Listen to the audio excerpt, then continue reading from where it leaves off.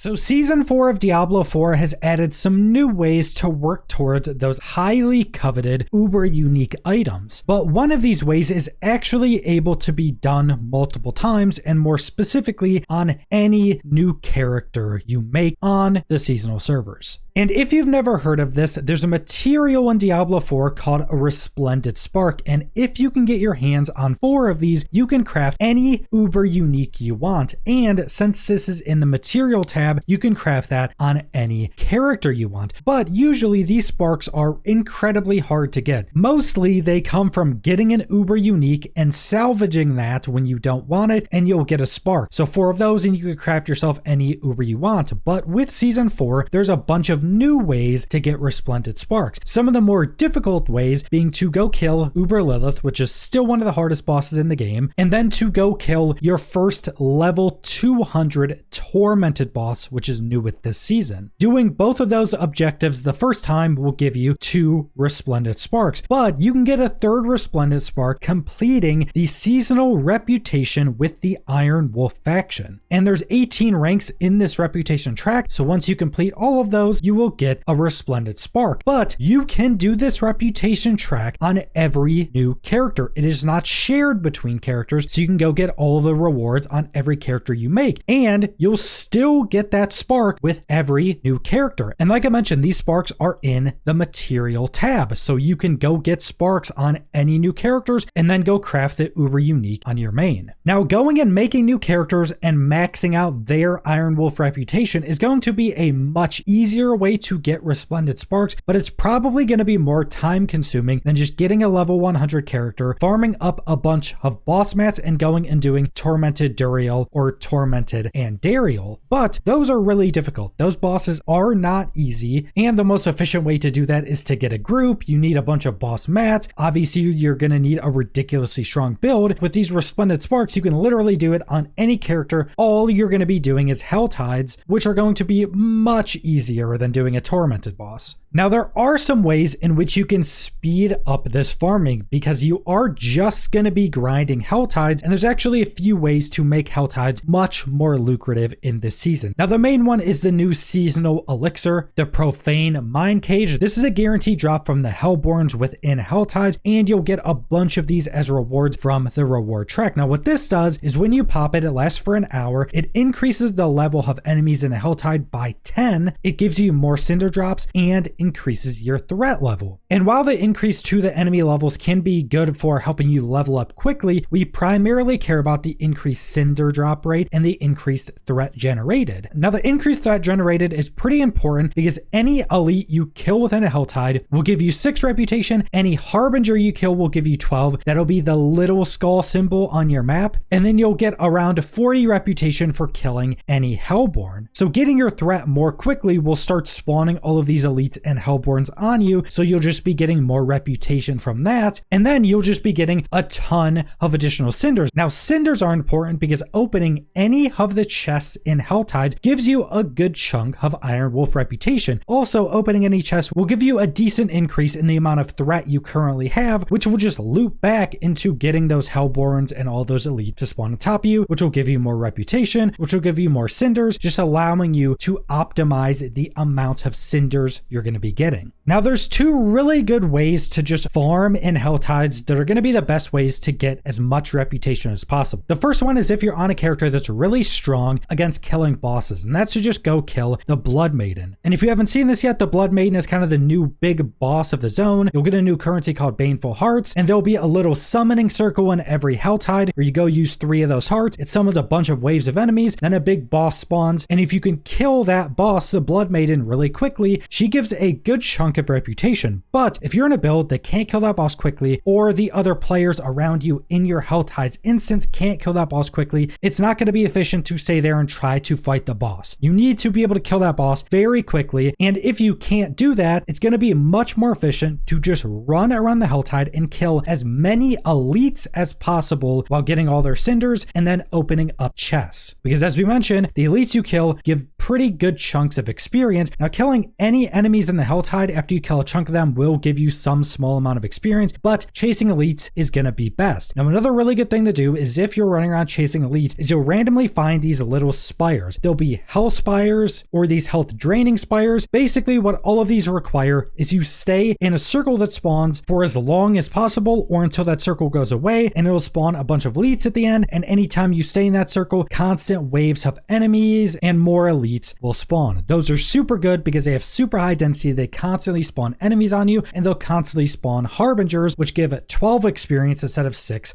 like normal elites. So you're basically choosing between farming the boss, if you can kill it quickly, or just running around killing as many elites as you can. You also want to keep your eye out for any hellworms. Hellworms will pop out of the ground, they'll spew out tons of enemies, and they will spew out tons of elites. When you're in World Tier 3 and 4, they'll spawn like a dozen elites out of them. That's a lot of reputation, and in certain areas, you can actually get a lot of hellworms to spawn and spew out tons of enemies. So if you're looking for the easiest way to get Resplendent Sparks to be able to get uber uniques in Season 4, this is the absolute easiest way to do it. May take a little bit more time than farming the level 200 bosses, but it's absolutely going to be the easiest. Anybody can do it, and you'll be able to go craft yourself any uber unique you want. But that's all I want to go over, so thanks for watching.